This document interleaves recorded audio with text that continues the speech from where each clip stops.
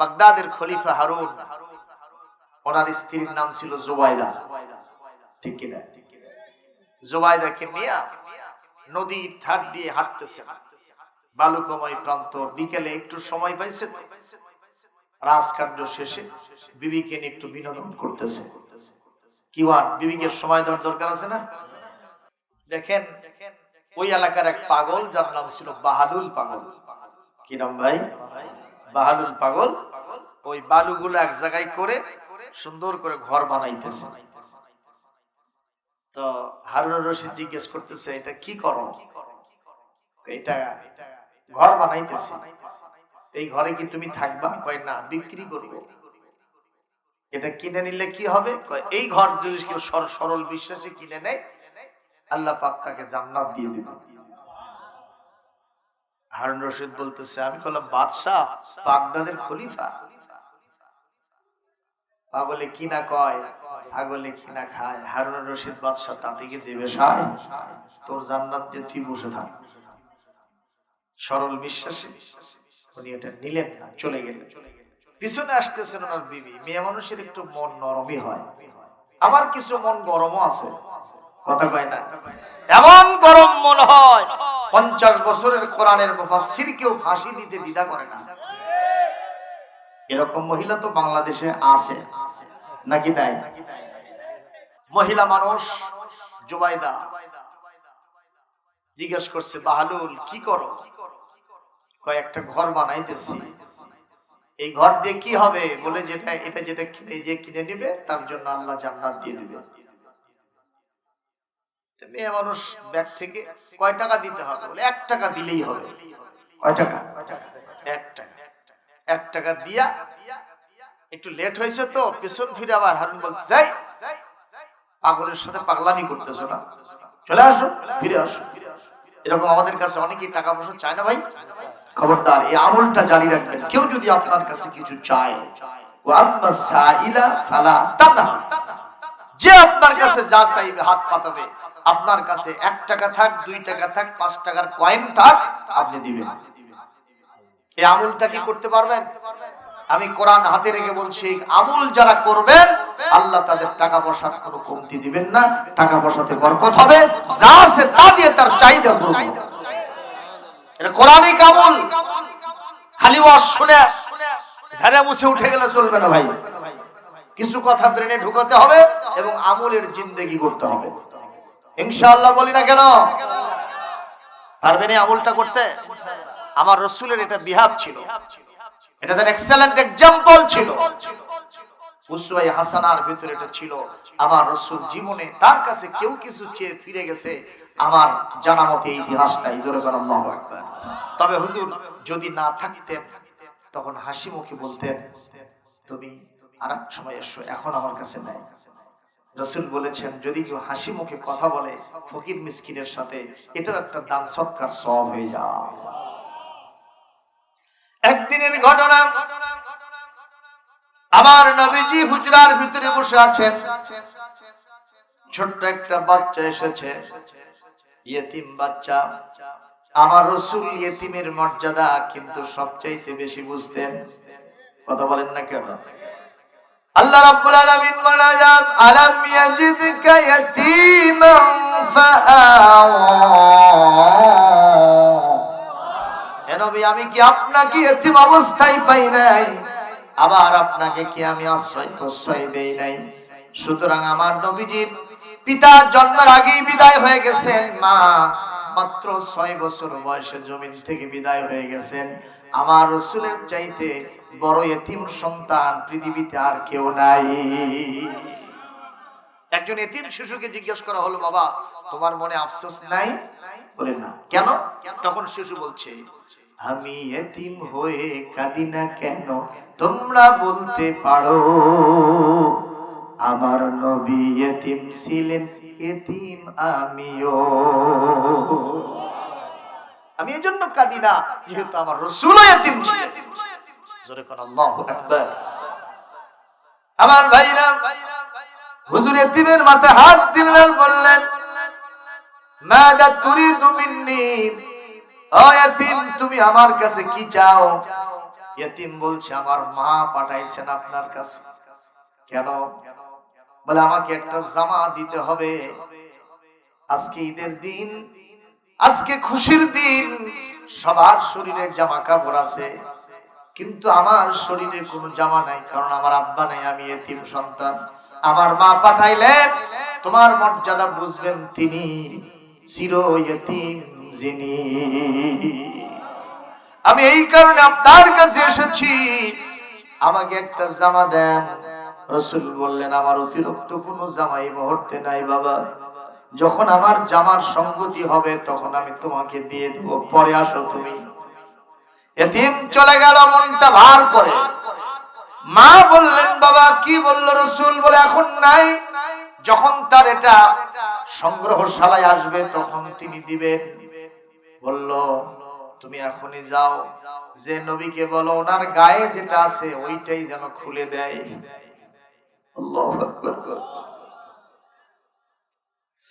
এই মুহূর্তে এতিম আমার ফাদ্দার এসেছে, এসে বলছেন ইয়া রাসূলুল্লাহ, ইয়া হাবিবাল্লাহ, আমার আম্মা আমাকে আবার পাঠাইছেন। বলে কেন? আপনার শরীরের জাসাদ মোবারকের ভিতরে যে জামাটা আছে এইটাই আমাকে দিতে বলেছেন। আমার রাসূল এই এতিমকে দ্বিতীয়বার আর ফেরালেন না, শরীর থেকে জামাটা খুলে শিশুর হাতে উঠায় দিলে। ইন দ্য মেন টাইম মসজিদে নববীতে আযান, হাইয়া আলাস সালাহ,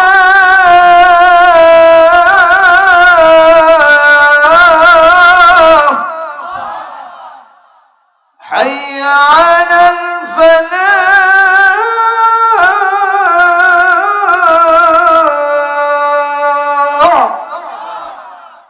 নামাজের জন্য এসো, কল্যাণের জন্য এসো। এই আজান শোনার পরে সবচেয়ে ব্যস্ততা মুসল্লিদের না ইমাম মুয়াজ্জিনের? আপনারা তো জানেন না, যারা পাঁচ ওয়াক্ত নামাজের ইমামতি করেন, জুমার খুতবা দেন, মসজিদকে নিয়ে তাদের কতটা ব্যস্ততা থাকে। মনটা সব সময় ইন্তেজারুস সালাত বাদাস সালাত কাসরাতুল খুদা ইলাল মাসাজিদ, সব সময় এক নামাজের পর আরেকটা নামাজের জন্য অপেক্ষা। মসজিদের দিকে বেশি পদচারণা ইমাম মুয়াজ্জিনেরই বেশি হয়। কথা কন না কেন? আমি ভাই পাগলা মাজার মসজিদে ইমামতি করি, আমার ততটা বাইন্ডিংস নাই। আমাকে কমিটি বলেছে আপনি যখন সুযোগ পাবেন তখন 5 ওয়াক্ত নামাজ পড়বেন, কিন্তু তারপরে আমার মনটা সব সময় আনচান করে, না জানি আমি না গেলে জামাত ঠিক মতো হয় কিনা। এই যে গভীর রাতে মাহফিল থেকে যায়, আবার ওই রাত্রি 5:30টার সময় ঘুম থেকে উঠে আবার জামাতে এসে শামিল হতে হয়। এটা আমার রাসূলের তাবিয়া ছিল, আখলাকে হাসানা ছিল। আমার রাসূল 5 ওয়াক্ত নামাজের ইমামতি করেছেন। কথা বলেন না কেন? সুপ্রিয় উপস্থিতির জন্য ইমামদের বেশি ব্যস্ততা মসজিদে যাওয়ার জন্য, আর সেই ইমাম আর মুয়াজ্জিনকে নিয়ে আমাদের যত প্রকারের হিংসার বিদ্বেষ আর শত্রুতা। কথা কন না কেন? মসজিদের কমিটির সদস্য হয়ে, সভাপতি হয়ে প্রথমে আর চিন্তা হয়েছে এই ইমামকে আমি বাদ দেব। একজন মুসল্লি জিজ্ঞেস করছে বাদ দেবেন কেন? কয়েক দেখেই ভাল লাগে না। জোরে কর নাউজুবিল্লাহ। ইমামক দেখে ভাল লাগে না, এই জন্যই বাদ দিবি। অথচ ওই পশ্চিম দিকে আসারও পরে না, হইছে মসজিদের সভাপতি। কথা কোন ঠিক না বেটি? আমার মনে হয় 5ই আগস্টের পরে আমরা নতুন বাংলাদেশে আছি। মসজিদের সভাপতি সেক্রেটারি হবে তারা খাঁটি ইমানদার এবং নামাজি যারা। এ কথা কোরআনে আছে না নাই? ইন্নামা ইয়ামুরু মাসাজিদাল্লাহি মান আমানা বিল্লাহ, জোরকান আল্লাহু আকবার। যারা আল্লাহর প্রতি খাঁটিভাবে ইমানদার হয়েছে, নামাজ প্রতিষ্ঠা করে, যাকাত আদায় করে, যাদের কলিজায় আল্লাহ ছাড়া কারো ভয় নাই, এরাই মসজিদের সভাপতি আর সেক্রেটারি হবে। কথা বলেন ঠিক কি না? তবে আজকের সভাপতি সেক্রেটারি হয়তো বেজার হতে পারে না, আমাদের ভাইয়েরা নামাজ পড়ে। সুবহানাল্লাহ। কি কষ্ট পাইলেন বলে? এই তো সব দেখেন না, সিহারা দে আল্লাহর ওলি, মুহাদ্দিস মানুষ। আলহামদুলিল্লাহ। কষ্ট পাচ্ছেন নাকি? প্রিয় উপস্থিতি, আমার রাসূল আজান হয়ে গেছে, শরীরে কোনো পোশাক নাই। ইমাম সাহেব যদি উন্মুক্ত শরীরে নামাজের কাতারের সামনে দাঁড়ায়, আপনারা ইমামকে রাখবেন তো নাকি? আমার রাসূল বসে আছেন, নামাজের সময় এক্সপায়ার হয়ে যাচ্ছে, জামাতের টাইম, সাহাবীর ইন্তজার করছেন, তাকায় আছেন নাই। হযরত আলী সহ দুইজন সাহাবী গেলেন, যে দেখেন আমার রাসূল বসে আছেন, দু চোখের কোণা দিয়ে পানি পড়ে, দাড়ি মুখ সব ভিজে যাচ্ছে। হযরত আলী জিজ্ঞেস করলেন, হুজুর আপনার এই অবস্থা কেন?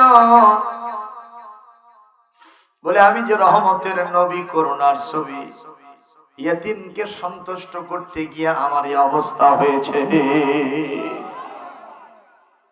সঙ্গে সঙ্গে কোরআন কারীমের আয়াত নাজিল হলো।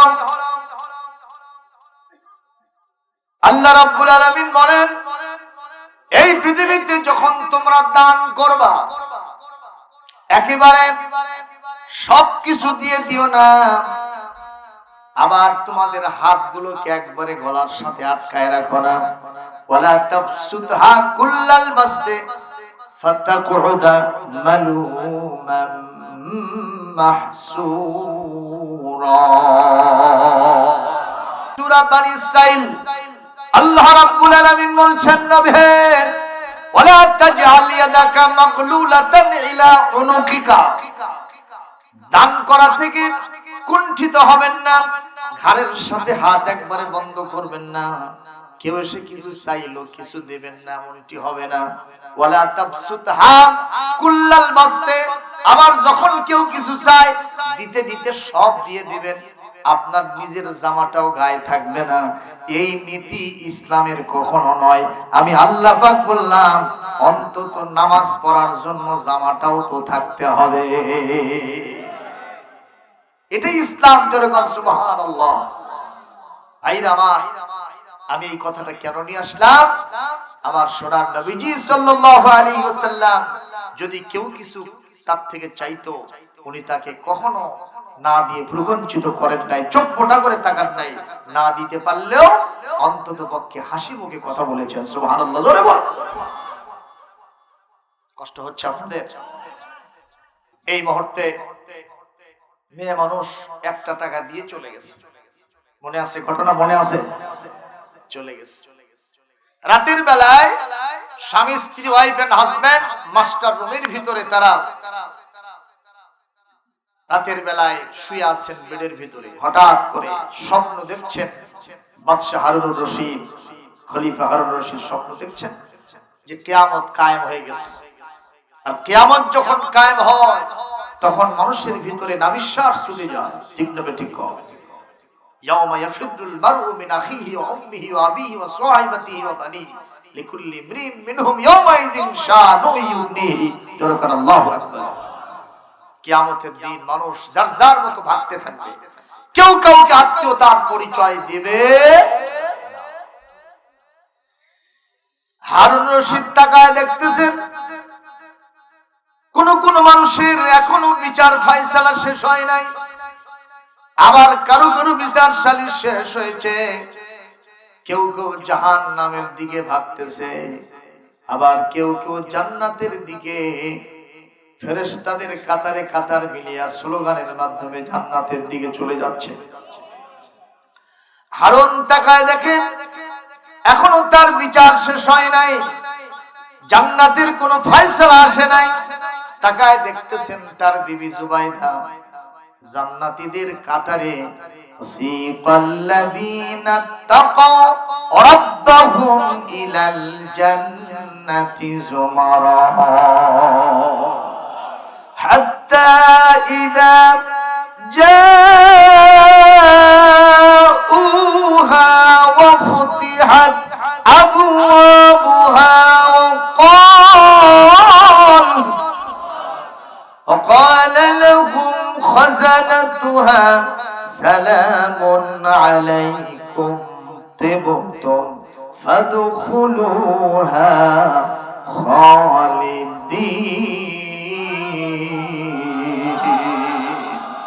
একটু জোরে কোন আল্লাহু আকবার। কিছু মানুষকে কাতারে কাতারে হাকায়া হাকায়া জান্নাতের দিকে নিয়ে যাওয়া হচ্ছে। হারুন তাকায় দেখেন ওই কাতারের ভিতরে তার বিবি নাম হলো জুবাইদা, ফেরেশতাদের কাতারে জান্নাতের দিকে রওনা করেছে। জোরে বলুন সুবহানাল্লাহ। হারুন চিন্তা করলো বিবি যেহেতু সামনে যাচ্ছে, আমি একটু পিছে পিছে যাই, যদি কিছু হয়। কথা কন্যা কেন? এক পর্যায়ে বিবি যখন জান্নাতের গেটে গেছে, ফুতিহাত আবওয়াবুহা, জান্নাতের দরজা খুলে দেওয়া হয়েছে। সুবহানাল্লাহ। কাল কবেন, কারণ ওই জান্নাত তো আপনাদের দরকার নাই নাকি? আছে আছে। ওই যে তসলিমা নাসরিন, ওর মা নামাজ পড়ার জন্য যায় নামাজ বিছাইছে, দৌড়ে এসে বলতেছে, মা তুমি যায় নামাজ বিছাইছো কেন? কয় যে মা নামাজ পড়বো। নামাজ পড়ে কি পাবা? কয় হুজুররা কইছে আস-সালাতু মিফতাহুল জান্নাহ, নামাজ পড়লে জান্নাতের চাবি পাওয়া যায়। কয় রাখো জান্নাত, যায় নামাজ তোলো। ওই জান্নাত চাইতেছো, যে জান্নাতে আমার বাপ গেলে তোমার মতো বিবির কথা মনে থাকবে না, 70টা হুর গেলে মান পাবে। তোলো, তোমার কথা মন থাকবে না আমার বাবের। সুতরাং ওই জান্নাত দরকার নাই। আমরা কি তসলিমা নসরিন পন্থী নাকি? এ জনগণ পন্থী? ওই কি আমাদের দেশে এখন আছে? ওই স্বৈরাচারের সাথে পালায় চলে গেছে, অনেক আগেই গেছে। তসলিমা পালিয়ে গেল সুইডেনে, তসলিমা পালিয়ে গেল সুইডেনে। দেশের মাটি ছাড়লো, ভাষা গো ছাড়লো, ছাড়লো দেশের সংস্কৃতি। তসলিমা পালিয়ে গেল সুইডেনে, তসলিমা পালিয়ে গেল সুইডেনে। তসলিমা নাসরিন পন্থী এখনো কিছু মহিলারা টক শোতে পরিচালনা করে আর শরিয়া আইন নিয়ে প্রশ্ন তোলে। একটাই ওদের প্রশ্ন, হুজুররা ক্ষমতায় গেলে আমাকে কি হবে? আপনারা কি এটা দেখেন না? এখন ল্যাংটা মার্কা মহিলা, মাথায় কাপড় নাই, বুকে কাপড় নাই, লিপস্টিক মার্কা হাই হিল পরা। কথা কন, এরা হুজুরদেরকে প্রশ্নবিদ্ধ করতে চায়, প্রশ্নের মার পেছে ভিতর থেকে শরীয়ত বিরোধী কথা বের করতে চায়। আমরা মনে করব ফ্যাসিস্ট পালায়ে গেছে, এদের দোসরদেরকেও মিডিয়া থেকে ঝাঁটা মেরে বিদায় করতে হবে।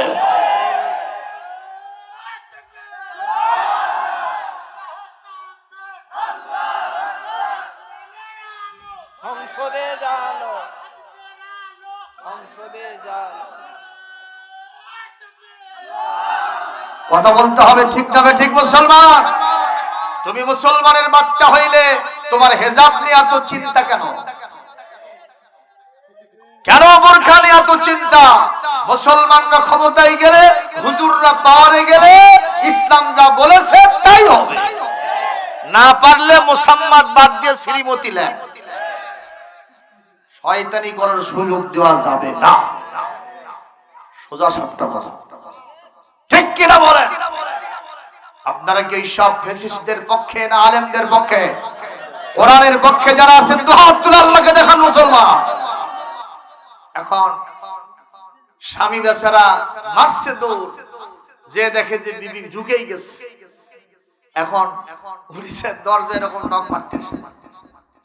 তো ফেরেশতারা বাওয়াবুল জান্নাহ যারা আছে, জান্নাতের দ্বাররক্ষক, এসে বলছে, মান আনতা, তুমি কে? কইছে আনা জাওজু জুবাইদা, আমি জুবাইদার স্বামী। কয় তুমি তো স্বামী না, তুমি তো এখন আসামি। কথা কর, এই তুমি জুবাইদার স্বামী, তোমার এটা দুনিয়ায় পরিচয় ছিল, এখন আখিরাত। স্বামী স্ত্রীর আমল যদি এক না হয়, একে অপরের বিচ্ছেদ ঘটবে কিয়ামতের দিন। কথা কোন ঠিক কিনা? কেউ কাউকে টাইম পাত্তা দেবে না। তোমার আমল ওই রকম হয় নাই, সেম হয় নাই। সুতরাং তুমি এখান থেকে সহকার ভেগে যাও, পালায় যাও। এই আলাপচারিতা যখন হচ্ছে, হঠাৎ করে ফজরের আজানে ওনার ঘুম ভেঙে গেছে। আল্লাহু আকবার। যারা ইমানদার ফজরের আজানে তাদের ঘুম ভাঙে না? ভাঙে না? আর যারা মুনাফিক ওরা কি করে? এই শীতের সময় খালি লেপ পেঁচায়, ঠিক না বেঠি? ভাইরা আমার, বাদশা হারুন ফজরের সালাত পড়ে এক দৌড় মারছে ওই পাগলের কাছে। পাগলের নাম কি? বাহালুল পাগল। বলবেন পাগলের ওয়াজ কেন শুরু করছেন? বলে আমার নবী নিজেও পাগল ছিলেন, ওই কাফেররা বলতো, যেরকম ঠিক কিনা? তবে আমার নবী গায়ে কাপড় রাখতেন না, পরনে তার কোনো কাপড় থাকতো না, মাথার চুল উস্কো খুস্কো থাকতো, দাঁড়িয়ে বুড়ো বুড়ো থাকতো, জামা কাপড়ে ময়লা থাকতো, কিংবা তার চোখগুলো উদাস উদাস হতো, এরকম কোন চিহ্ন আমার নবীর শরীরে পাওয়া যেত না। বরং আমার নবীর আবাদ মস্তক দেখলে মনে হতো একটা আস্ত জান্নাতের পূর্ণিমার চাঁদ। জোরে বলুন ঠিক না বেঠিক?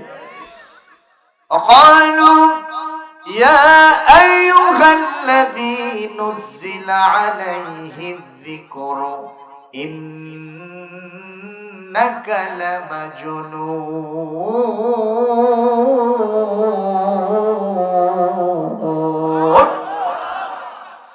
সূরা হিজরের 6 নম্বর আয়াত। ওই কাফেররা বলতো, ওহে যার উপরে জিকির নাজিল হইছে, তার মানে কি নাজিল হইছে? নিঃসন্দেহে তুমি একজন পাগল। বলেন নাউজুবিল্লাহ। আমার নবী কি এরকম ঘটতো? পাগল। কেন নবীকে পাগল বললো?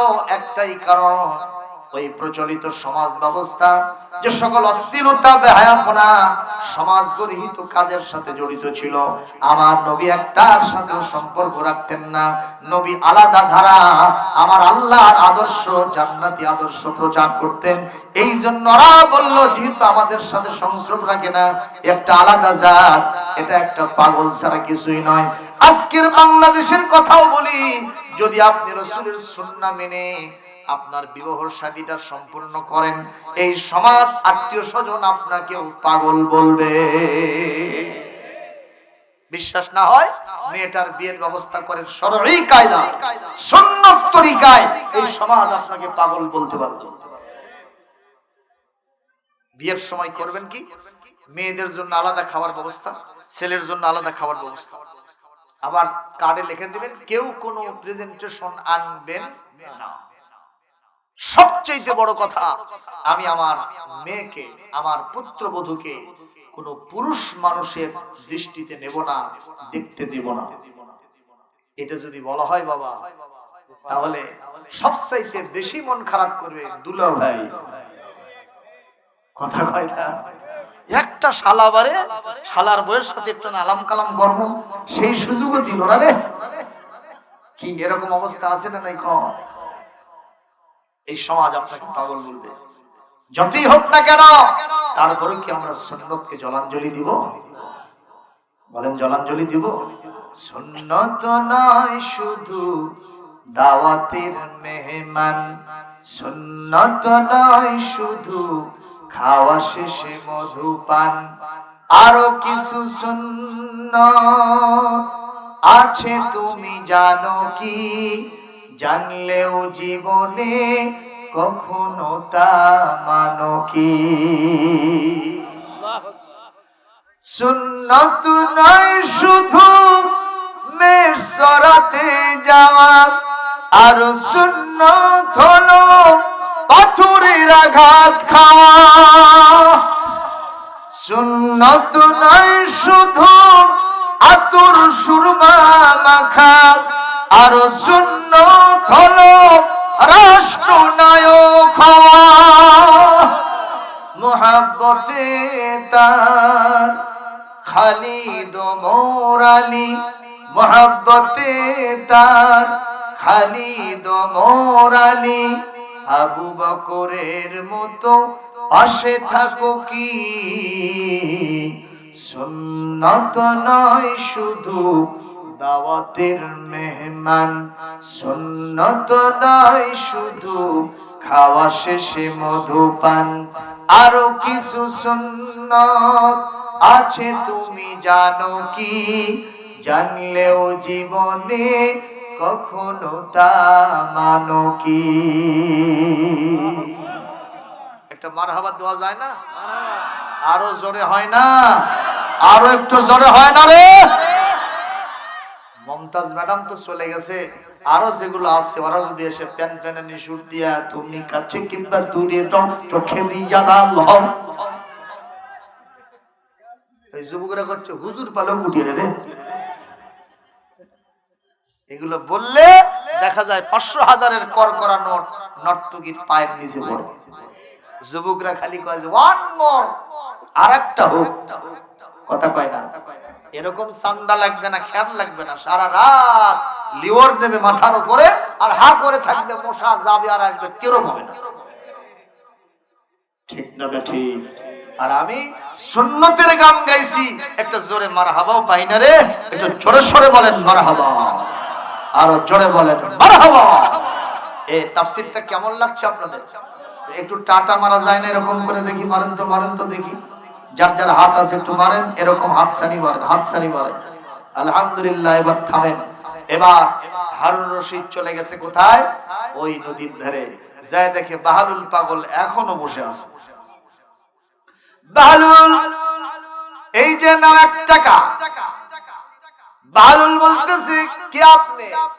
ওই চিনিস না, গতকাল রাত্রে দেখা হলো। বলে তুমি যতই কথা বলো 1 টাকা দিলে হবে না। কত দিতে হবে? 10 টাকা, তাও হবে না। 100 চলবে না, 1000 চলবে না, 1 লক্ষ চলবে না, 1 কোটি টাকা দিব, তুমি কি নিবা? কয় না, তাও হবে না। কত দিতে হবে? বলে আপনার পুরা বাদশাহী যদি আমাকে লিখে দিতে পারেন, আমি বালির ঘরটা আপনাকে দিতে পারি। হারুন অষ্টনিষ্ঠ হয়ে গিয়ে বলছে, মাত্র 1টা রাত অতিবাহিত হয়েছে, গতকাল যার দাম ছিল 1 টাকা, আজকে এত কড়া দাম, চড়া দাম কেমনে হয় আমি তো বুঝি না। কয় হারুন ভালো করে শুনে নেন, বুঝে নেন, মানুষের কাছে রিলে করে শোনায় দেন। গতকাল ছিল আমার না দেখা ব্যবসা, আজকে আমার দেখা ব্যবসা। এবার কি পাগল রে? আল্লাহু আকবার। জনগণ, রহমতে আলম নবী নূরে মুজাসসাম, সাহাবীরা আতর বানায় ওই নবীজির ঘাম, সাহাবীরা আতর বানায় ওই নবীজির ঘাম। বলেন না, রহমতে আলম নবী নূরে মুজাসসাম, সাহাবীরা আতর বানায় ওই নবীজির ঘাম। ঠিক কি না? শোনো মানো জানো কেমন আমার নবীজি, যাহার পাগল চন্দ্র সূর্য তারকারাজি রে, যাহার পাগল চন্দ্র সূর্য তারকারাজি। আরো শুনবানি সুন্দর কাহিনী, আরো শুনবানি সুন্দর কাহিনী, জান্নাতেরই রোমে রোমে লেখা নবীর নাম, জান্নাতেরই রোমে রোমে লেখা নবীর নাম। নবী নূরে মুজাসসাম, রহমতে আলম নবী নূরে মুজাসসাম, সাহাবীরা আতর লাগায় ওই নবীজির ঘাম। কেমন লাগে? কেমন লাগে? আর একটু বলবো। উস্তুনে হান্নানা একটা খেজুর গাছের নাম, যাকে ধরে খুতবা দিতেন রাসূল আকরাম রে, যাকে ধরে খুতবা দিতেন রাসূল আকরাম। গাছটা নবীর বিরহে সদা কাঁদিতে রহে, নবীর বিরহে সদা কাঁদিতে রহে। হতবাক হয় দেখে শত সাহাবায়ে কেরাম, হতবাক হয় দেখে যত সাহাবায়ে কেরাম। রহমতে আলম নবী নূরে মুজাসসাম, রহমতে আলম নবী নূরে মুজাসসাম, সাহাবীরা আতর লাগায় ওই নবীজির ঘাম। খারাপ লাগলো রে? নবীর মহব্বতে 2 সাইডে না গাইলে নবীর মহব্বত কেমনে হয়। আমার রাসূল শুধুমাত্র এই পৃথিবীতে একজন ধর্মীয় লিডার ছিলেন না, শুধু মসজিদের ইমাম ছিলেন না, হাবিজাবি লিডারদের মতো, ধর্মগুরুদের মতো, দরবেশের মতো এইরকম ভাগখুশা একটা হুজুর শুধু আমার নবী ছিলেন না। কথা কয় না, আমার নবী ছিলেন অলরাউন্ডার। ক্রিকেটের ভাষা বললাম, যেমন ছিলেন মসজিদে, তেমন ছিলেন যুদ্ধের ময়দানে, তেমন ছিলেন আদালতে, তেমন ছিলেন ব্যবসা বাণিজ্যে, তেমন ছিলেন কৃষিকাজে, তেমন ছিলেন বিচার সালিশে, তেমন ছিলেন রাষ্ট্রীয় ব্যবস্থাপনায়। এক কথায় এমন কোন সেক্টর নাই যেখানে আমার সোনার নবীজির আদর্শ নাই। কথা কোন ঠিক কিনা? আজকে ভণ্ডরা শুধুমাত্র নবীর নামে গানই গায়, কিন্তু সেই নবীর আদর্শ দিয়া সমাজকে সাজাতে চায় না। আমরা নবীর মহব্বতে যেমন গানও গাইব, ওই নবীকে আমরা বঙ্গভবন থেকে শুরু করে নিয়া আমাদের সেই গণভবন, সংসদ ভবন থেকে শুরু করে নিয়ে দোলনা পর্যন্ত, রান্নাঘর পর্যন্ত প্রতিটি সেক্টরে আমার নবীকে আদর্শ দিয়া আমরা সাজাই নেব। একটু জোরে বলেন না, কথা ঠিক না ঠিক? বলবেন হুজুর এর কোন দলিল থাকলে আপনি আমাদেরকে দিবেন, রাসূলকে যে এত বড় নেতা বানালেন এ ব্যাপারে কোন দলিল আছে কিনা। আমি এই মুহূর্তে আপনাদের সামনে কোরআন কারীমের 17 নম্বর পারা 21 নম্বর সূরা সূরাতুল আম্বিয়া আয়াত নম্বর 73 অর্থাৎ 73 নম্বর আয়াত তেলাওয়াত দিচ্ছি। একটু জোরে সুরে যখন তেলাওয়াত শেষ হবে কি বলবেন? পারা যাবে না শোনা? وَجَعَلْنَاهُمْ أَئِمَّةً يَهْدُونَ بِأَمْرِنَا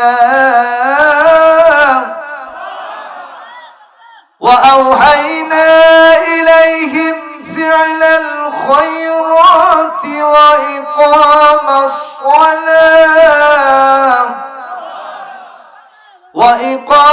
الصَّلَاةِ وَإِيتَاءَ الزَّكَاةِ وَكَانُوا لَنَا عَابِدِينَ।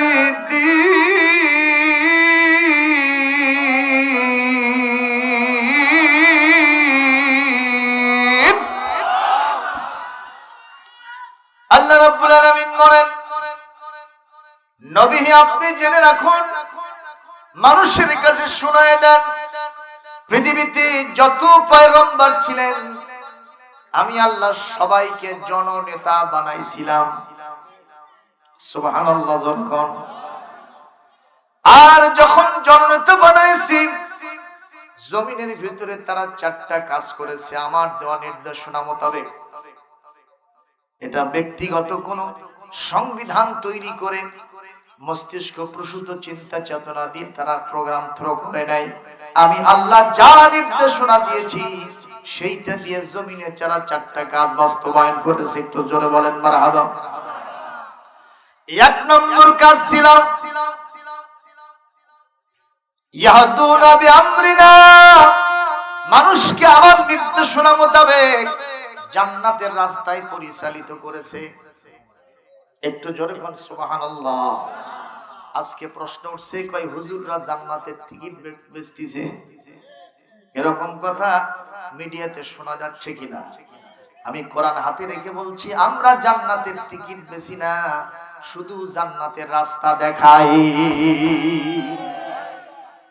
হুজুর ঠিক আছে, ইয়াহদুনা বিআমরিনা, আমার নির্দেশনা মোতাবেক তারা মানুষকে হেদায়েতের রাস্তায় পরিচালিত করে। সুবহানাল্লাহ জোরে বল।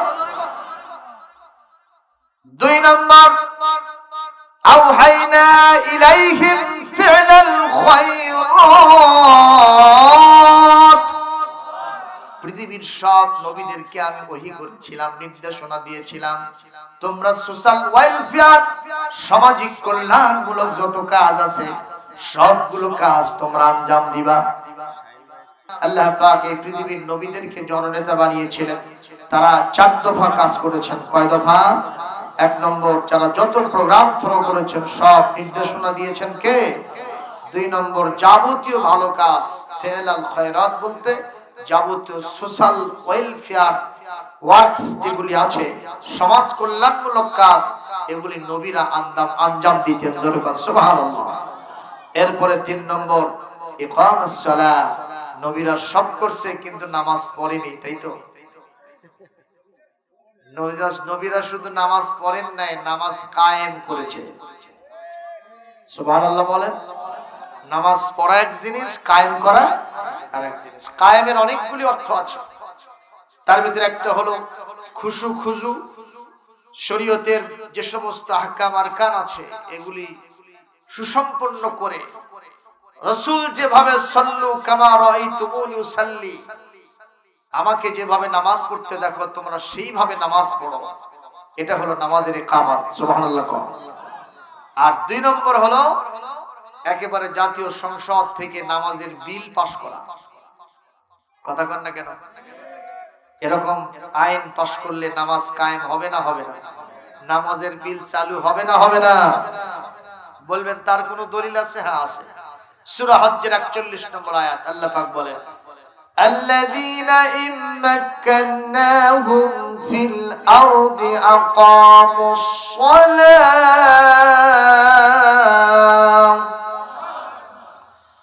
আল্লাহ পাক বলেন, আমি যদি ইমানদারদেরকে কোনদিন প্রতিষ্ঠিত করি, যদি তাদেরকে আমি ক্ষমতা দেই, 4 দফা কাজ করবে। 1 নম্বর, আকামুস সালাত, তারা নামাজের বিধান, নামাজের আইন কানুন জারি করে দিবে, নামাজ সবার জন্য বাধ্যতামূলক করে দিবে।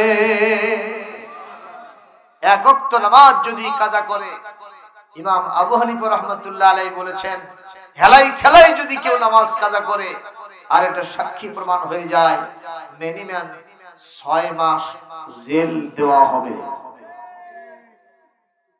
তাতে বোধহয় আপনারা ভয় পেয়ে গেছেন। আপনাদের ভয়ের কারণ কি? আপনারা তো নামাজি, ঠিক কিনা? ভয়ের কারণ কার? নামাজ নাই যায়। কথা বলেন ঠিক না ঠিক?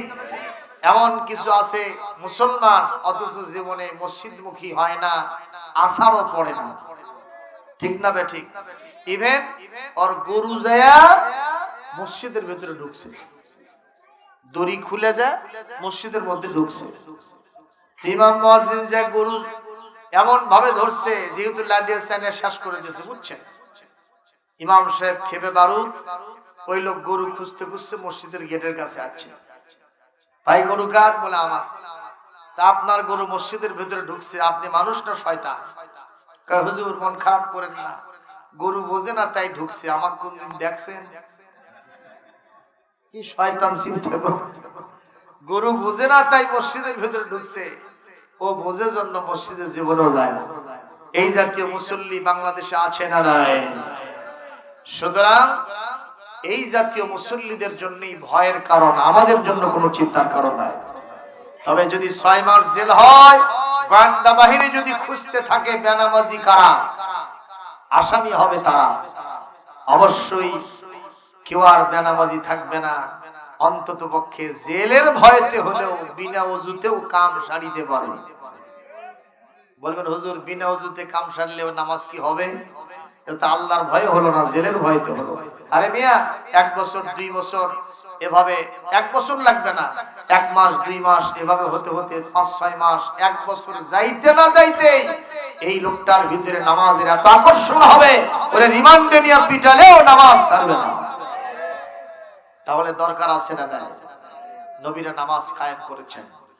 আমার ভাইরা, 2 নম্বর চলে গেল, 3 নম্বর, 4র্থ নম্বর নবীদের ডিউটি ছিল ইতা আয-যাকাত। নবীরা যাকাত আদায়ের ব্যবস্থা করে দিয়েছেন, যাকাত ভিত্তিক অর্থ ব্যবস্থা চালু করেছেন।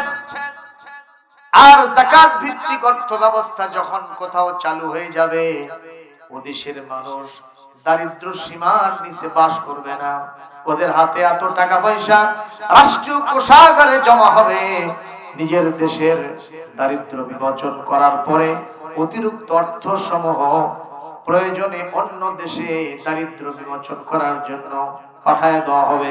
জোরে করে আল্লাহু আকবার, আরো জোরে করে আল্লাহু আকবার। এরকম ইতিহাস আছে না নাই? জোরে বলুন, আছে না নাই? হযরত ওমর ইবনে আব্দুল আজিজ রাহমাতুল্লাহ আলাইহির সময়ের একটি ঘটনা আছে। একটা লোক যাকাতের মাল নিয়ে রাস্তার ভিতরে ঘুরতেছে 3 দিন যাবত। কয়দিন? 3 দিন যাবত যাকাত নেওয়ার মতো কোন লোক কোথাও খুঁজে পায় নাই। আজিজ হয়ে, দুর্বল হয়ে একটা গাছের নিচে যাকাতের মালগুলি মাথার নিচে দিয়া একটু রেস্টে গেছে। আর মনে মনে চিন্তা করছে, আল্লাহ এগুলো কার হাতে দেব, কে নেবে? আমার যা ছিল রাষ্ট্রীয় কোষাগারে জমা দিয়েছি, তারপরে উদ্বৃত্তগুলি আমি কার কাছে দিব? একটু মুক্ত হতে চাই।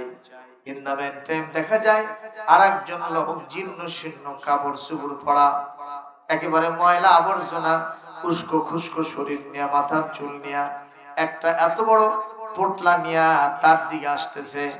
উনি আশার সঞ্চার হয়েছেন, সম্ভবত এই লোক হলো নিডি পারসন, একজন গরিব মানুষ, আমার মালগুলো দিয়ে আমি এখনই মুক্ত হয়ে যাব। লোকটা যখন আসতেছে উনি দাঁড়ায় গিয়ে সালাম দিচ্ছেন, আসসালামু আলাইকুম। উনি বলছেন, ওয়ালাইকুম আসসালাম। মান আনতা, আপনি কে? বলে, ভাই আমি একজন মুসলমান। আপনি কে? বলে, আমি একজন মুসলমান।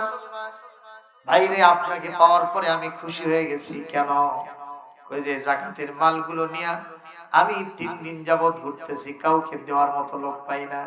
আপনার শারীরিক যা অবস্থা দেখতেছি, আমার যাকাত নেওয়ার মতো উপযুক্ত হকদার আপনি ছাড়া আর কেউ নাই। এই কথা যখন বলছে, ওই লোক তখন বড় বড় চোখ বার করছে। এই মিয়া সাহেব, তুমি কি মনে করছো আমার এই পোটলার মধ্যে সেরা খেতা আছে? তুমি কি মনে করছো আমি বেন্নের বেটা? বেন্না?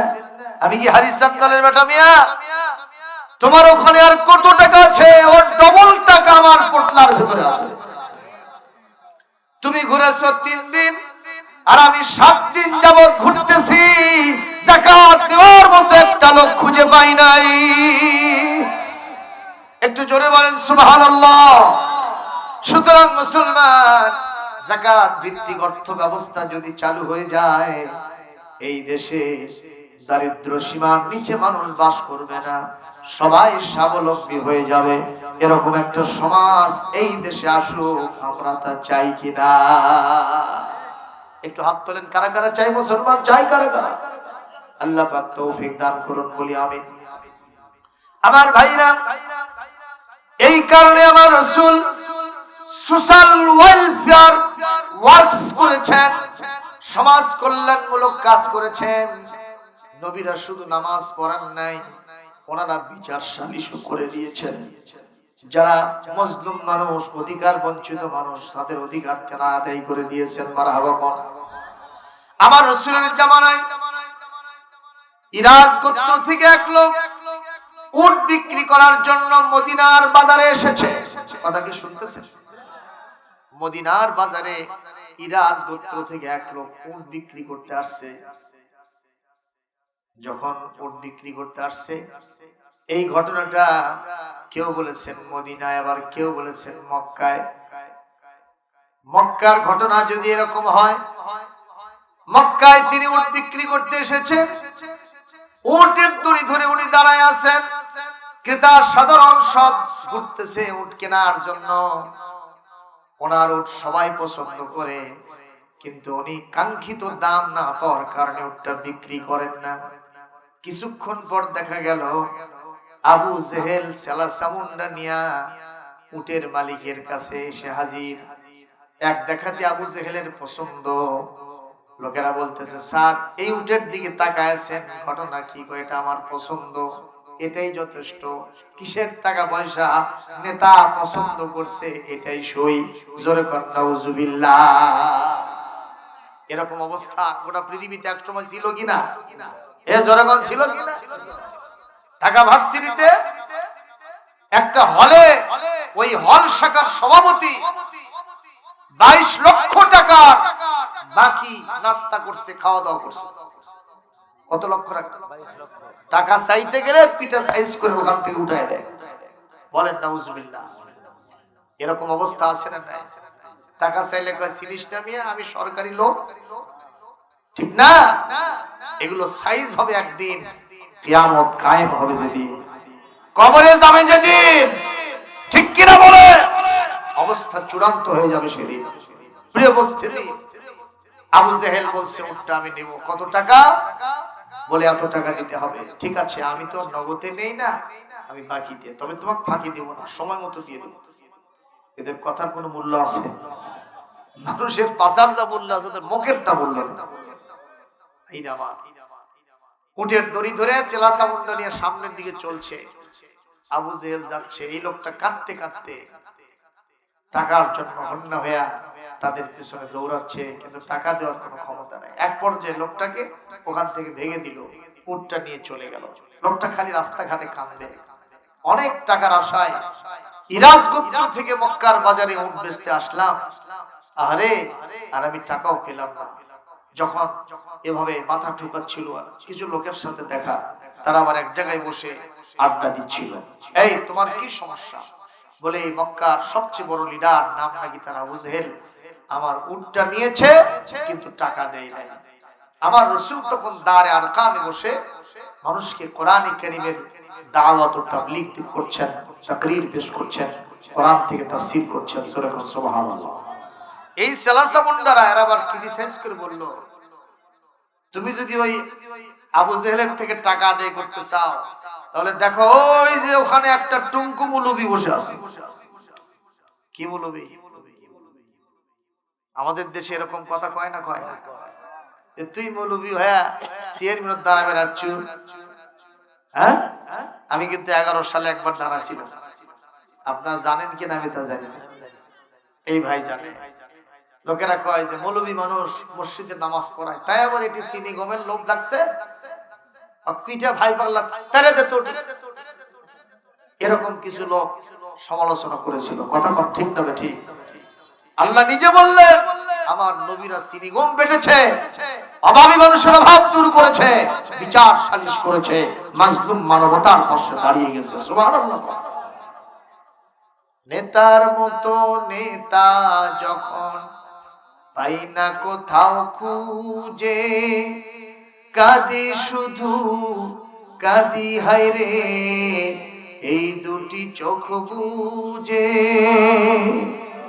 নেতার মতো নেতা যখন পাই না কোথাও খুঁজে, কাঁদি শুধু কাঁদি হায়রে এই দুটি চোখ বুজে। তখন তোমার স্মরণ আমায় দেয় যে সান্ত্বনা, রাসূল আমার কাজে কর্মের অনুপ্রেরণা, রাসূল আমার ভালোবাসা, রাসূল আমার আলো আশা, রাসূল আমার প্রেম বিরহের মূল আলোচনা, রাসূল আমার কাজে কর্মের অনুপ্রেরণা। আরো জোরে বলে আমার ভাইরা। এই মুহূর্তে লোকগুলি বলছে ওই যে লোক বসে আছে ওখানে, উনি তো মানুষের সেবা করতে চান, মানুষের নেতা হতে চান, দেখি তো আমাদের লিডারের কাছ থেকে উনি টাকা আদায় করে দিতে পারে কিনা। যাও ওই টুঙ্কু মুলুবির কাছে যাও। এই লোকটা বুক ভরা আশা নিয়ে আমার সোনার নবীর সকাশে চলে গেছে। দারে আরকাম ইসলামের প্রথম অফিস যাওয়ার সাথে সাথে উদ্বিগ্ন চেহারা দেখে আমার নবী দাঁড়িয়ে তাকে অভিবাদন করেছেন, মুসাফা মুআনাকা করে বলছেন, মা হাজাতুকা, হোয়াট ইজ ইওর প্রবলেম? তোমার কি সমস্যা? লোকটা বলছে আমার জীবন মরণ সমস্যা। এই উটটা আমার স্বপ্ন, অনেক পেলে পুষে বড় করেছি। এই বাজারের ভিতরে আমার সবচেয়ে বড় উট ছিল এটা, পছন্দনীয় উট ছিল এটা, সেটা আবু জেহেল নিল, আমাকে টাকা দিল না। পিছে পিছে যখন যাই ওর সেলা সামুন্ডা আমাকে ভাগায় দিয়েছে, আমাকে ভয় দেখাচ্ছে, জীবনের ভয়। লোকেদের কাছে জিজ্ঞেস করলাম, ওরা ক্রিটিসাইজ করে আপনার কাছে পাঠায় দিল। আমার রাসূল বললেন, তুমি আসল জায়গাতে এসেছো, সমস্যা আছে যেখানে, আমি নবী আছি সেখানে। মারহাবা জোরে গো। এরকম নবীর সাথে শত্রুতা না বন্ধুত্ব? এই কথা বলেন না, কি করবেন নবীর সাথে? ভাইরা আমার নবী বলেন, চলো কাল বিলম্ব নাই, আমি তোমার উটের মূল্য তোমাকে আদায় করে নিয়ে দিয়ে ছাড়বো। লোকটাকে নিয়ে রাসূল করিম সাল্লাল্লাহু আলাইহি ওয়াসাল্লাম আবু জেহেলের বাড়িতে গেলেন। বাড়িতে গিয়ে দরজায় নক দিলেন, চাচা আছেন? এটা কিন্তু আসল চাচা না, কথা কয় না। হ্যাঁ হ্যাঁ, কোনবা এক জায়গায় বিয়ে ছিল গাই, সেই জন্য হয়েছে মামাতো ভাই, কথা কয় না কেন? একটু দূর সম্পর্কের হলো। রাসূল বললেন, উখরুজ ইলাইয়া, আপনি বের হয়ে আসেন। বলে, মান আনতা আলাল বাব, দরজার উপরে তুমি কে, আমাকে ডাকছো? বলে, আনা মুহাম্মদ ইবনে আব্দুল্লাহ। যেই বলছে আমি আব্দুল্লাহর বেটা মুহাম্মদ, আবু জেহেলের তখন 1.5 টাকা 5 টাকা শুরু।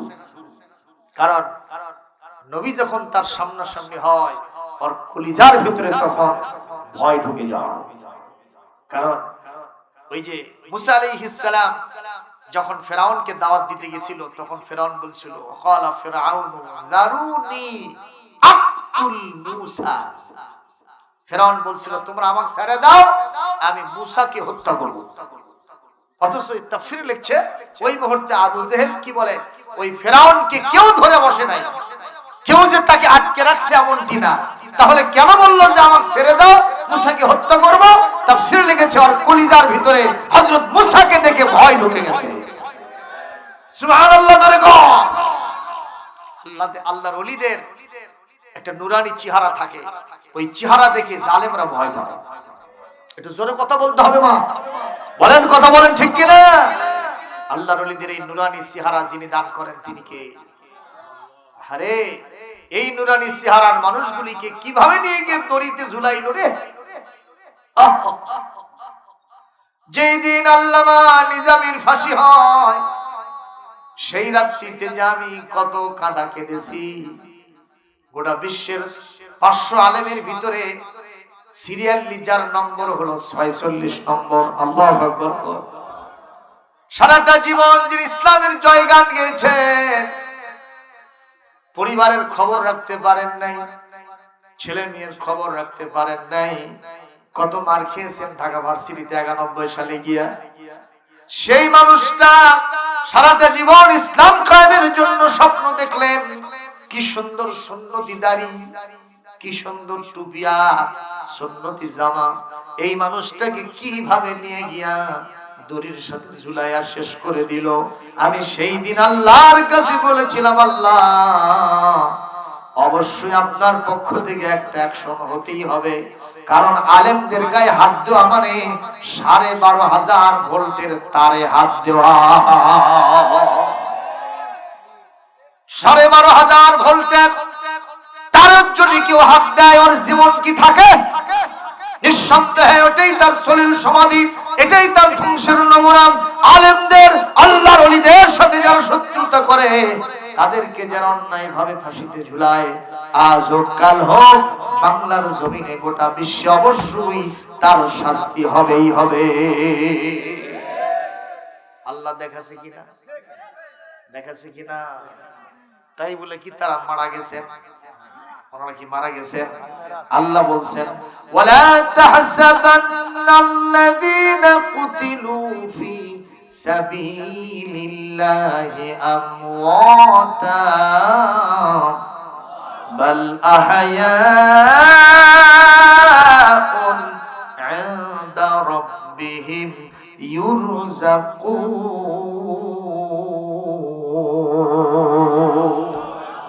আল্লাহ রাব্বুল আলামিন বলেন, এই পৃথিবীতে আমার রাস্তায় যারা শহীদ হয়ে গেছে, এদেরকে তোমরা তোমরা মৃত্যু বলবা না, এরা জিন্দা আছে। আর আমি আল্লাহর কাছে তারা রাত দিন 24 ঘন্টা জান্নাতি খাবার খাইতেছে। একটু জোরে কোন সুবহানাল্লাহ। এটা বিশ্বাস আছে না নাই? আল্লামা সাইদি তুমি মরনি, শহীদ হয়েছো তুমি সেটাই জানি। ঠিক না? কারাগারে কাটালে 13টি বছর, বাতিল কেঁপেছে দেখে তোমায় থরথর। তুমি ছিলে মোদের নয়ন মনি, শহীদ হয়েছো তুমি সেটাই জানি। দেখা তো হবে না আর এই জীবনে, দেখা হবে জান্নাতে ফুল বাগানে। ঠিক কি না? দেখা তো হবে না আর এই জীবনে, দেখা হবে জান্নাতে ফুল বাগানে। এই আশা কবুল করো আল্লাহ তুমি, শহীদ হয়েছো তুমি সেটাই জানি। বলেন আল্লামা সাইদি তুমি মরনি, শহীদ হয়েছো তুমি সেটাই জানি। একটু বলেন আমিন। আমাকে শহীদ করে সেই মিছিলে শামিল করে নিও, যেই মিছিলের নেতা আমির হামজা, খুবাইব খাবাব খুদার ছিলেন যারা অতি প্রিয়, শামিল করে নিও। বলি আল্লাহুম্মা আমিন। আবু জেহেলকে যখন ডাক দিয়েছেন, আবু জেহেল আসার জন্য দ্রুত হয়েছে, পিছন থেকে বিবি টেনে ধরেছে, তুমি যাবে না, মুহাম্মদ তোমার জানের শত্রু, প্রাণের শত্রু। অথচ আমার নবীজি জীবনে এমন কোন সময় নাই তিনি স্বপ্ন দেখেন নাই যে আবু জেহেলকে ইসলামের মধ্যে নিয়ে আসবেন। দরদ ভরা মন নিয়ে গেছেন, আল্লাহর কাছে দোয়া করেছেন, আল্লাহুম্মা আইজ্জিল ইসলাম বিউমর ইবনুল খাত্তাব ও আমর ইবনে হিশাম। আল্লাহ গো আপনি ইসলামের শ্রী বৃদ্ধি করে দেন, সুনাম সুখ্যাতি বাড়ায় দেন আবু জেহেল আর আমার ওমর বিন খাত্তাবের মাধ্যমে। আল্লাহ পাক বললেন, এ নবীজি আপনার দোয়া তো কারেন্টের মতো কবুল হয়, কিন্তু আপনার দোয়া আমি শুধুমাত্র ওমরের জন্য কবুল করলাম, আবু জেহেলের জন্য আপনার দোয়া কবুল হবে না, কারণ আবু জেহেলের পাতলা পায়খানা হইছে। পাতলা পায়খানা হইলে দুধ খাওয়ালে কাম হবে, ডাইরেক্ট লাইন হবে। কতক্ষণ না কেন খতামাল্লাহু আলা কুলুবিহিম, তাফসীরে বাইজাবি শরীফে এই আয়াতের তাফসীরে বলা হয়েছে, যদি কাউকে দুধ খাওয়ান তাহলে তার পেটটা অন্তত ঠিক থাকা লাগবে, বাকেট মিস করা যাবে না। কথা কয় না বলে, বুঝতে কি সমস্যা হয়? বাকেট যদি কারো ঢিল থাকে অবশ্যই দুধ দিয়ে কোনো কাম হয় না, অথচ দুধ হলো সবচাইতে বড় পুষ্টিকর খাবার। কথা কোন ঠিক না বেঠিক? জোরে কোন কথা ঠিক না বেঠিক? ওয়া ইন্না লাকুম ফিল আনআমি লাইবরা নুসকিকুম মিম্মা ফি মিন বুতুনিহি মিন বাইনি ফারসিন ওয়া দামিন লাবানান খালিসান সাইগাল লিশারিবি।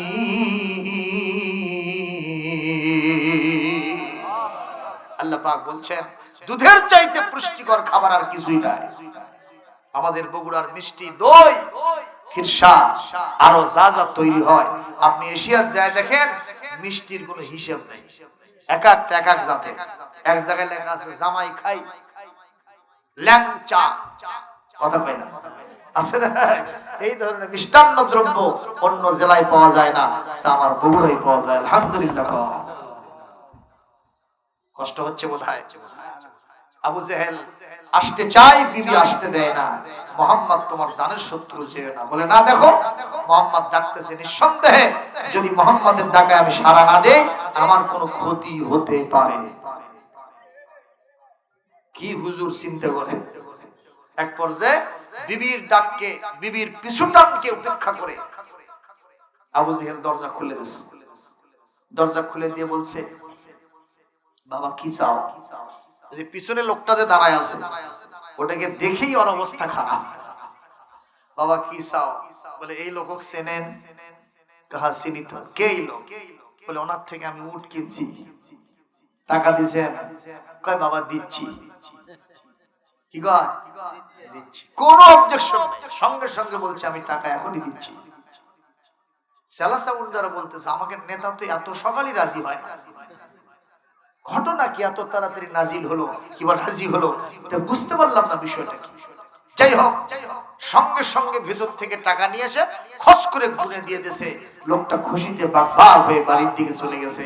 প্রমাণ হলো আমার নবী হলো মাজলুম মানবতা, বঞ্চিত মানুষ, নিগৃহীত নিষ্পৃহ মানুষের জন্য সবচেয়ে বড় সহায়ক শক্তি। যখন মারহাবা। লোকটা যখন চলে যায়, আমার রাসূলও তখন আবু জেহেলকে দ্বীনের দাওয়াত দিয়ে চলে যায়। সেলাসা মুনকারা বলতেছে, নেতা আপনি মোহাম্মদকে ভয় পাইছেন নাকি? এত তাড়াতাড়ি আপনি রাজি হলেন, জীবনে তো তা হন না। আপনি তো সোজা আঙ্গুলে ঘিও আপনাকে দিয়ে ওঠে না, এইভাবে তাড়াতাড়ি দিয়ে দিলেন, ব্যাপারটা কি? কয় যে তোমরা তো জানো না আমি যা জানি, আমি যা দেখেছি ওই মুহূর্তে তোমরা তা দেখো নাই। বলে কি দেখেছেন? বলে আমি যখন দরজা খুললাম মোহাম্মদকে তো দেখলামই, মোহাম্মদের পিছনে লোকটাকেও আমি দেখেছি।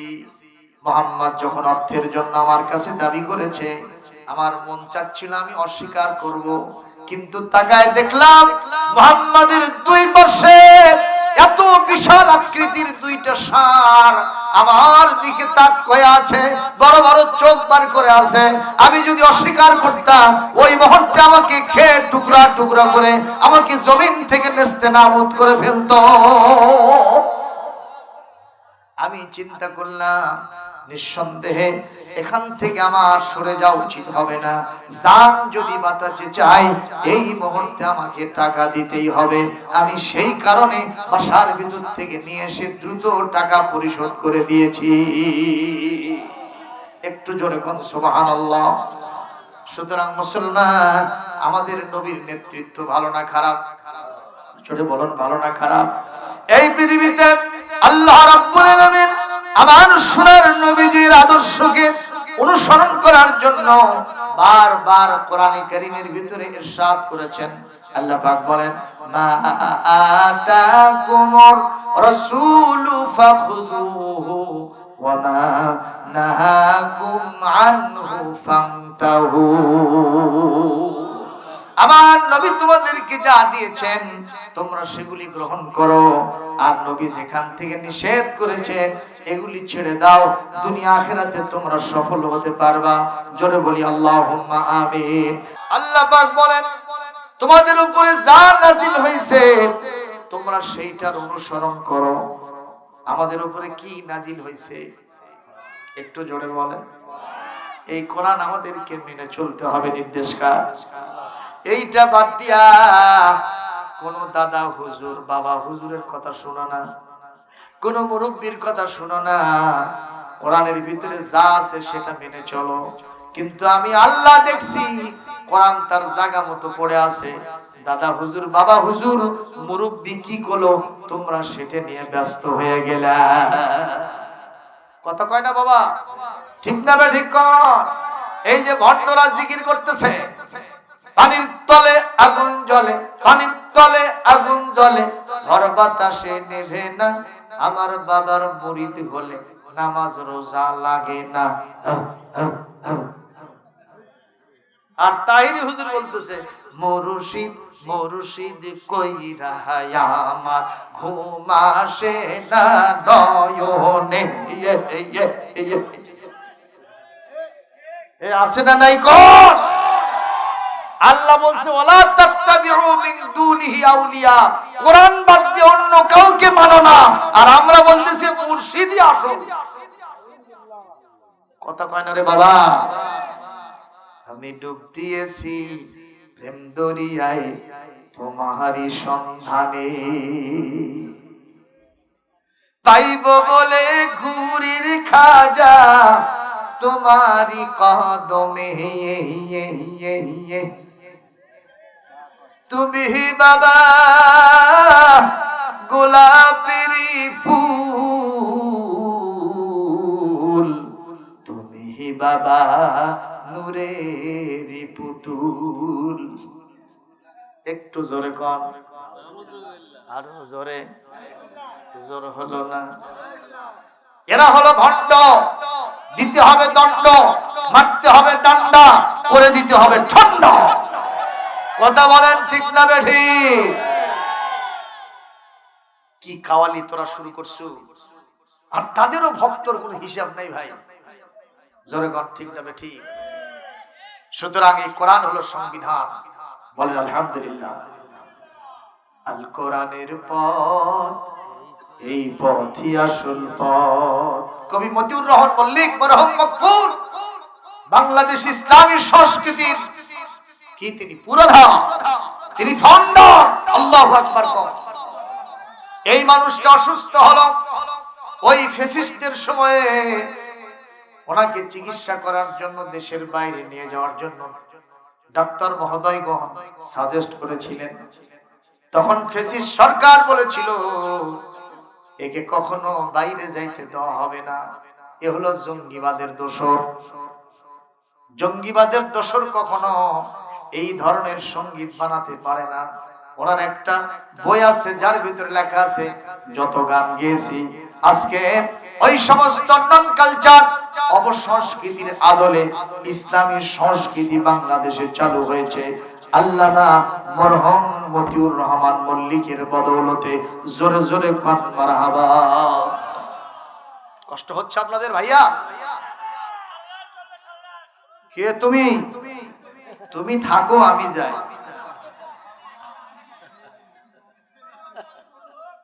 কষ্ট হচ্ছে? এ তাড়াতাড়ি খবর দেন, টাওয়ারও খসে নাকি?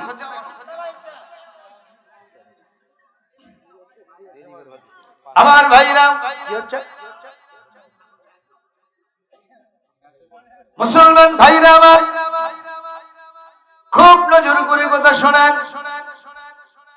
কবি মতিউর রহমান মল্লিক কি বললেন বলবো? আল কোরআনের পথ, এই পথই আসল পথ, অন্য পথে অন্য মতে নেই যে রহমত। আল কোরআনের পথ, এই পথই আসল পথ। আল কোরআনের আলোয় যার জীবন আলোকিত, সেই চির বিপ্লবী নয় কখনো ভীত। তার হৃদয়ে শুধুই আল্লাহর অথই মহাব্বত, অথই মহাব্বত। মারহাবা। আল কোরআনের প্রেমে যে বারেক পড়ে যায়, দিন কায়েমের তরে সে শহীদ হতে চায়। সে জিহাদের রাহে গড়ে নিজের ভবিষ্যৎ, নিজের ভবিষ্যৎ। আল কোরআনের পথ, এই পথই আসল পথ। আল হাদিসের পথ, এই পথই আসল পথ। উনি আবার গাইলেন আল্লাহ আমার রব, এই রবি আমার সব। আল্লাহ আমার রব, এই রবি আমার সব। দমে দমে তনু মনে তারি অনুভব। তোমার দুনিয়াতে আমি যেদিকে তাকাই, অথই নিয়ামতে ডুবে আছি সবাই। খালির গানে শুনি তসবিহ কলো রব, তসবিহ কলো রব। আল্লাহ আমার রব, এই রবি আমার সব। আল্লাহ আমার রব, এই রবি আমার সব। বলেন মারহাবা। এই সঙ্গীত যিনি বানাইছেন তিনি কি জঙ্গিবাদী হতে পারেন? কথা কোন? ইনি আল্লাহর ওলি। দোয়া করি আল্লাহ পাক যেই মানুষটি গবেষণার মাধ্যমে বাংলাদেশের মুসলমানদের কলকাকলি কলিজার টুকরা সন্তানদের মুখে কোরআনের গান, রসুলের গান, আল্লাহর গান উঠায় দিলেন। এই মানুষটাকে যেন আল্লাহ জান্নাতের সর্বোচ্চ মুকাম দান করেন। জোরে জোরে বলি আল্লাহুম্মা আমিন। নবীদের সাথে 3 নম্বর যে জিনিস দেওয়া হলো ওয়াল মিজান,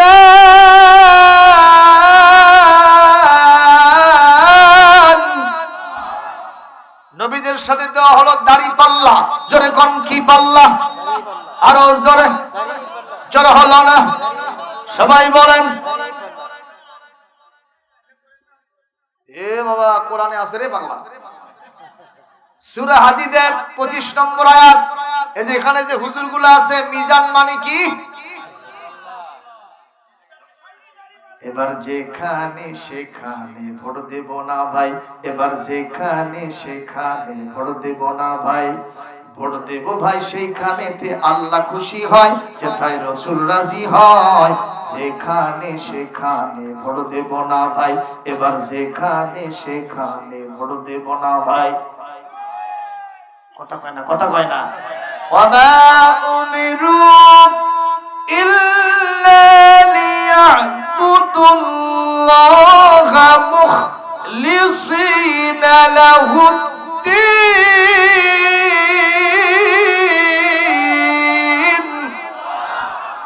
আল্লাহ পাক বলেন, এই পৃথিবীতে আমার বান্দাদেরকে আমার খুশি, আমাকে খুশি করা ছাড়া অন্য কোনো নির্দেশনা দেওয়া হয় নাই। যা করবে কেবলমাত্র একনিষ্ঠভাবে আমি আল্লাহর জন্য করবে, এই নির্দেশনা দেওয়া হয়েছে কোরআনে কারীম সূরা আন-নিসা আয়াত নম্বর 58। ইন্নাল্লাহা ইয়া'মুরুকুম আন তুআদ্দুল আমানাতি ইলা আহলিহা। একটু জোরে বলেন, আরো জোরে বলেন। আল্লাহ পাক নির্দেশ দিচ্ছেন, যাবতীয় আমানত সমূহ যাকে দেওয়া দরকার তাকে দাও। কথা কয় না? সুদারু, ঘুষারু, মুসারু, জুয়ারু, এরা কি কখনো যোগ্য হতে পারে? বলেন কে যোগ্য? মান যাকারাকুম বিল্লাহি রুয়াতুহু, যাকে দেখলে আল্লাহর কথা স্মরণ হয়। আমান যাদা ফি ইলমিকুম মানতিকুহু, যার কথা শুনলে জ্ঞান ভান্ডার সমৃদ্ধ হয়। ওমান যাকারাকুম বিল আখিরাতি আমালুহু, যার আমল আখলাক দেখলে আখিরাতের কথা স্মরণ হয়। এটাই হলো যোগ্য নেতা। জোরে বলেন মারহাবা, আরো জোরে মারহাবা। তাহলে নবীদের সাথে দেওয়া হয়েছিল মিজান, দাড়ি পাল্লা। কেন? লিয়াকুমান নাসু বিল কিসতে, যাতে মানুষের ভিতরে ন্যায় বিচার কায়েম করতে পারে। সুবহানাল্লাহ। আর সর্বশেষ কি? ওয়া আনজালনাল হাদীদ ফীহি বাসুন শাদীদ, আমি নবীদের সাথে লোহা লস্কর দিয়েছিলাম। এই লোহা কেন দিলাম? যাতে লোহা দিয়ে তারা বিভিন্ন অস্ত্র শস্ত্র তৈরি করতে পারে। যদি আমি আল্লাহর বিরুদ্ধে কেউ সংগ্রাম করে, আমার সাথে যারা পাল্লা দেবে, তাদের কাল্লা থোয়া যাবে না। কথা বল ঠিক কিনা? আমাদের রবের নাম কি? তার সাথে দিও না পাল্লা, থাকবে না কারো কাল্লা। জোরে খান সুবহানাল্লাহ, আরো জোরে খান সুবহানাল্লাহ।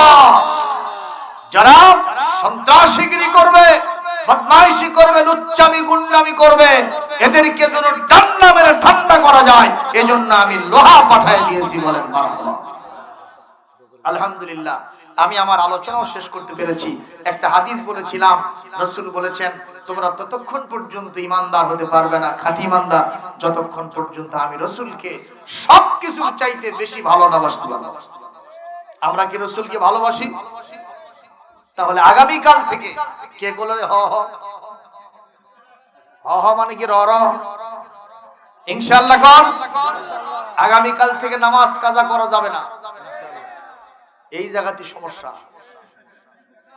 ইনশাআল্লাহ নামাজ সারা কেউ থাকবেন না, কারণ কোন সময় দুনিয়া থেকে হারিয়ে যাব কেউ বলতে পারি না। এটা কি সত্য নয়? ইউনিভার্সাল ট্রুথ, এটা হলো চিরসত্য। মরতে হবে, কিন্তু কখন মরবো সেটা কেউ জানি না। মরার পরে এরকমই থাকবো, কি কোন এরকমই থাকবো? এই ভাই পাগলা মাজার গোরস্থানে যায় দেখেন কে কি অবস্থায় পড়ে আছে। বগুড়া শহরের সবচেয়ে ধনী মানুষ, 7 দিন পর কবরের পাশে দিয়ে যাচ্ছি, আহা দুর্গন্ধ আসতেছে, বেজি খুন করছে, লাশ পচে দুর্গন্ধ আসতেছে, নাকে রুমাল দিয়ে গেলাম। আমি তখন কাঁদলাম অন্তর থেকে, আল্লাহ এই যদি পরিণতি হয়। এই জন্য আজকে আমরা কিলে কিলে চুলোচুলি করতেছি, এত দ্বন্দ্ব ফাসাদ। পৃথিবী আমার আসল ঠিকানা নয়, মরণ একদিন মুছে দেবে সকল রঙিন পরিচয়। পৃথিবী আমার আসল ঠিকানা নয়, মিশে ক্ষমতার দ্বন্দ্ব, মিশে গান কবিতার ছন্দ, মিশে জীবনে রংধনু 7 রং, মিশে জীবনের পরিণয়। পৃথিবী আমার আসল ঠিকানা নয়। আল্লাহুম্মা আমিন। আল্লাহুম্মা সাল্লি আলা মুহাম্মাদ ওয়া আলা আলি মুহাম্মাদ কামা সাল্লাইতা আলা ইব্রাহিম ওয়া আলা আলি ইব্রাহিম ইন্নাকা হামিদুম মাজিদ। আল্লাহুম্মা বারিক আলা মুহাম্মাদ ওয়া আলা আলি মুহাম্মাদ কামা বারাকতা আলা ইব্রাহিম ওয়া আলা আলি ইব্রাহিম ইন্নাকা হামিদুম মাজিদ। ربنا ظلمنا أنفسنا وإن لم تغفر لنا وترحمنا لنكونن من الخاسرين رب العالمين। জালসুগা উত্তরপাড়া বাইতুল মামুর জামে মসজিদ প্রাঙ্গণে মাহফিল সন্ধ্যা থেকে শুরু হয়ে রাত্রি 1:00 বেজে গেছে। দুনিয়ার সব অফিসগুলি বন্ধ, আপনার রহমতের অফিস কর্মচঞ্চল হতে চলেছে। আল্লাহ তাআলা আপনার অফিসে ধর্ণা দিয়েছি, আমাদের সবাইকে গুনাহমুক্ত করে দেন, ক্ষমা করে দেন। আল্লাহ তাআলা আজকের মাহফিল থেকে যা সওয়াব দিবেন সোনার মদিনায় নবী পাকের রওজা মুবারকে পৌঁছায় দেন, দরুদ ও সালাম পৌঁছায় দেন। ওনার ওসিলায় तमाम পৃথিবীর মাটির নিচে ইমানদার মুসলমান নরনারী যিনি যেখানে শুয়ে আছেন তাদের আরওয়াহ পর সওয়াব পৌঁছায় দেন। খাস করে আমাদের জনম দুঃখিনী মা, গর্ভধারিণী মা, স্তন্যদায়িনী মা, মমতাময়ী মা, প্রসাব পায়খানা সাফ করে দিয়া মুখে মুখে চুমু দানকারিণী মা, দুনিয়া থেকে জন্মের মতো যাদের হারিয়ে গেছে। মা কথাটি ছোট্ট অতি কিন্তু যেন ভাই, ইহার সে নাম যে মধুর ত্রিভুবনে নাই। আল্লাহ মা যাদের হারিয়ে গেছে অন্ধকার কবরে যদি আযাবে গ্রেফতার থেকে থাকেন, আমাদের মা বড় ভালো মানুষ ছিলেন। আল্লাহ আমাদের মানুষ মান করতে গিয়া হয়তো আপনার হুকুম পালন করতে একটু ত্রুটি হয়ে গেছে। আমরা সন্তান দোয়া করি আমাদের মাকে ক্ষমা করে দেন, আমাদের মাকে আপনার রহমতের কোলে উঠায় দেন। আল্লাহ আমাদের মাকে কবরে আযাব দিয়া কষ্ট দিবেন না, মেহেরবানি করে ক্ষমা করে দেন, রহমতের কোলে উঠায় দেন। আমাদের দরদের বাপ এ দুনিয়ার অন্যতম শ্রেষ্ঠ নিয়ামত, জায়গা জমি বাড়ি ঘর টাকা পয়সা ধন দৌলত যা ছিল সব রেখে খালি হাতে কাফনের কাপড় জড়িয়ে জনম জনম ধরে কবরের জিন্দেগিতে পড়ে আছে। এই দুনিয়াতে আর তো কেউ নাম ধরে ডাকে না, মাথায় হাত বুলায় না, পরামর্শ দিয়ে সহযোগিতা করে না। দুনিয়াতে একমাত্র বাপ, দুনিয়ার সবাই চায় আমি বড় হব, বাবা আমি বড় হব, একমাত্র বাপ মা চায় আমার সন্তান আমাদের থেকে বড় হয়ে যায়। এই হিতাকাঙ্ক্ষী কল্যাণকামী মানুষ আমাদের আব্বা যাদের হারিয়ে গেছে, মেহেরবানি করে তার কবরে সওয়াব পৌঁছায় দেন, রহমতের কোলে উঠায় নেন। মা বাপ যাদের এখনো বেঁচে আছেন হায়াতে তৈয়বা তবিলা দান করেন, আল্লাহ শিফায়ে আজেলা কামিলা দান করেন। সবাই পড়েন রব্বির হামহুমা কামা রাব্বায়ানি সগীরা। আয় আল্লাহ, আমাদের দাদা দাদি, নানা নানি, ভাই বোন, আত্মীয় স্বজন, আমাদের বিবি সন্তানাদি, শ্বশুর শাশুড়ি, জানা অজানা, চেনা অচেনা, নিকটতম দূরতম খানদানের খানদান, বংশানুক্রমে আত্মীয় স্বজন যিনি যেখানে শুয়ে আছেন, মেহেরবানি করে তাদের আরো আর পরে সওয়াব পৌঁছায় দেন। এই গ্রামের বিভিন্ন পুকুর পাড়ে, বাঁশঝাড়ে, গোরস্থানে হাজার হাজার আমওয়াতগণ শুয়ে আছে।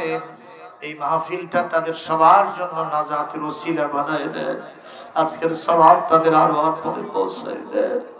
আল্লাহ, আজ হোক কাল হোক দুনিয়া ছেড়ে আমরাও বিদায় হয়ে চলে যাব।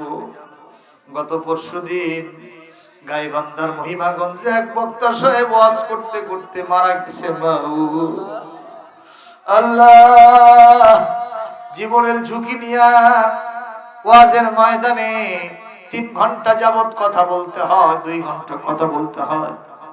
আল্লাহ, না জানি কবে আমাদের এই দুনিয়া থেকে বিদায় হয়ে চলে যেতে হবে। আল্লাহ, দিনে হবে না রাতে হবে, সকালে না বিকেলে, বাড়িতে না বাইরে, কোথায় হবে জানি না। যখনই মারা যাব ঈমান নিয়ে যাওয়ার তৌফিক দান করেন। আল্লাহ, আমাদের উপর থেকে আসমানি জমিনি জামানার হার কিসিম বালা মুসিবত উঠায় নেন, জমিনি বালা জমিনে দাবায় দেন। আল্লাহ, মাঝে মধ্যে আমাদের দেশে ভূমিকম্পের আনাগোনা হচ্ছে। এই দেশে যদি ভূমিকম্প হয়, আমরা গরিব মানুষ কোথায় পালাবো? কে আমাদের সাহায্য দেবে?